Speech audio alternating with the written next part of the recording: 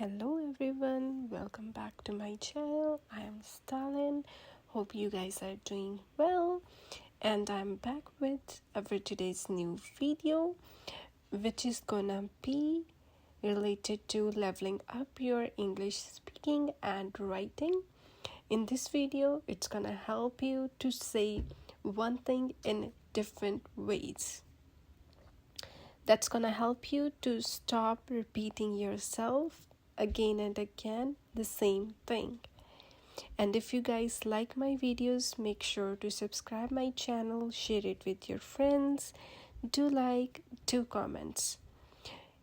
So let's get started without any delay.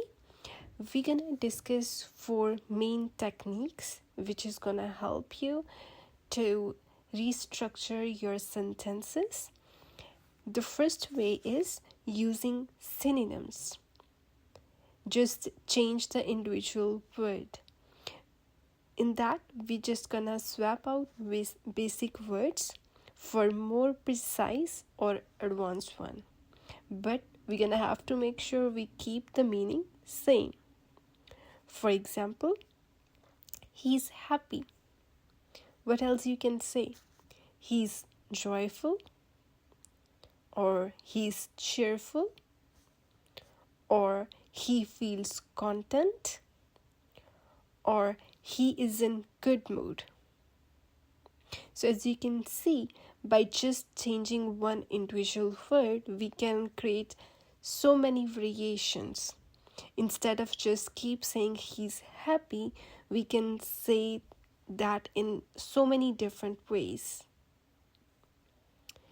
And here's one tip that you have to make sure you understand, that when we use synonyms, we always have to double check that we do not change the synonym in that way that it change its meaning. We have to make sure that we keep the meaning same.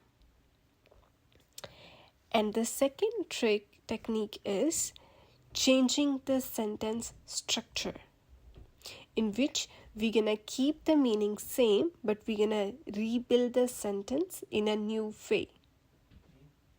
For example, she gave me advice. That's a simple sentence.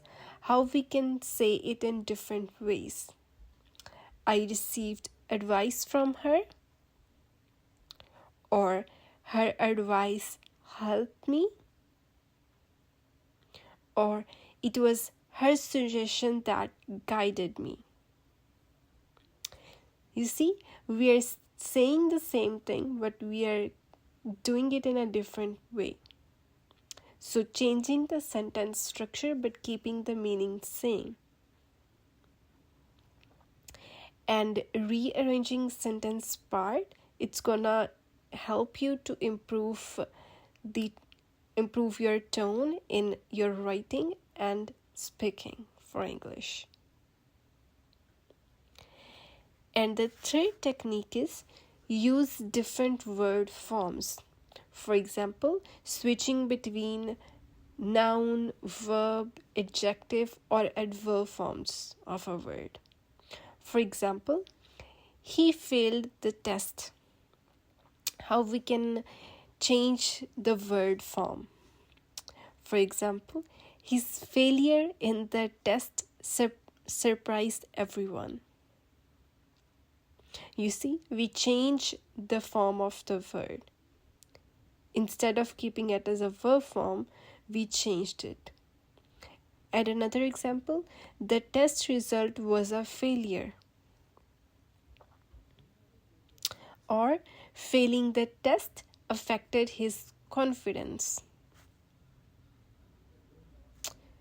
As you can see, we are still saying the same thing, but we are using different word forms to keep the sentence more impactful.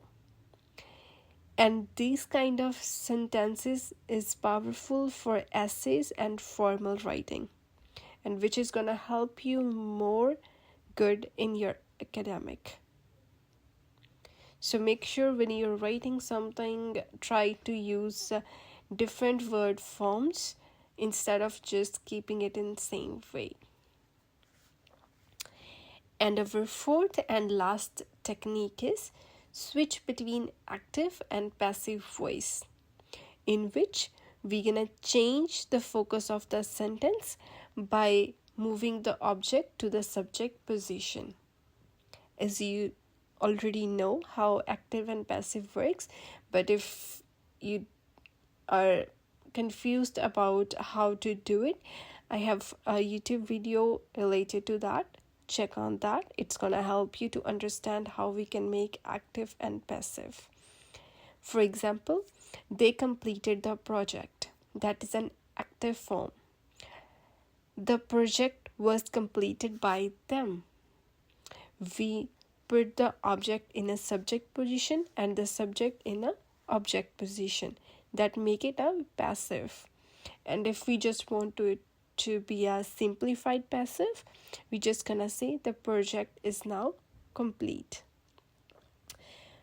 Here's a tip. We have to make sure we use passive voice only when the action matters more than the person doing it. So these are all 4 techniques that we have to make sure that we use. First is using synonym. Second is changing the structure. Third is using different form of word. And fourth is switching between active and passive voice. And now it is time for our mini quiz for today, in which you're gonna paraphrase these 3 sentences in different ways. The first one, the weather was very bad yesterday. Try rephrasing it and let me know in the comment. The second one, she studies hard because she wants to pass the exam. Can you paraphrase that? Try doing it and write it down in the comments. And the third one is, many people think English is difficult. Can we rephrase that? Yes, we can. Try doing it and write it down below in the comments. And now we're gonna check some examples one by one for each of them. So for the first sentence, the weather was very bad yesterday. Here are some sample answers.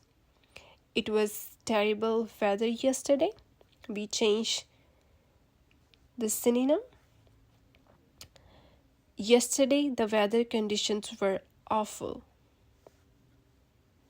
We try rebuilding the sentence. The day before, we had stormy weather.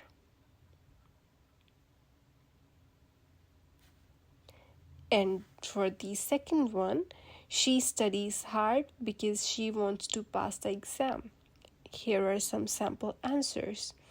She puts in a lot of effort to pass her exam. Or, in order to succeed in the exam, she studies diligently. Or, her goal of passing the exam motivates her to work hard. And for the last one, many people think English is difficult. A lot of people find English challenging. Or, English is considered difficult by many. Or, learning English is hard for most people. So this is gonna be end of our today's video. I hope you guys like it. Try to use these techniques to improve your English speaking and writing. And if you like my videos, make sure to subscribe my channel, share it with your friends, do like, do comments. Thank you so much for watching.